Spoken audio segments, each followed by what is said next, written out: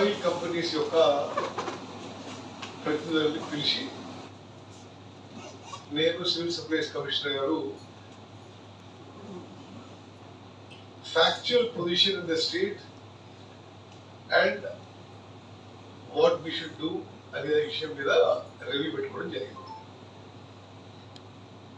ఈ రాష్ట్రంలో తెలంగాణ రాష్ట్రంలో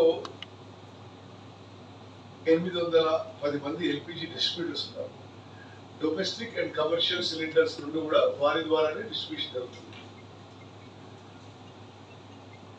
1.3 crore యాక్టివ్ ఎల్పిజి కన్స్యూమర్స్ ఉన్నారు. దాంట్లో 10 లక్షల మంది ఉజ్వల స్కీమ్ లో ఉన్నారు.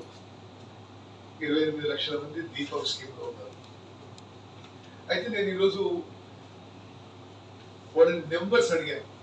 మీకు ఎంత డిమాండ్ ఉంది, ఎంత సప్లై చేయగలుగుతారు, మీకు ఆయిల్ కంపెనీస్ ఏమిస్తున్నారు అనే విషయంపై రివ్యూ అంతా ఇచ్చాను.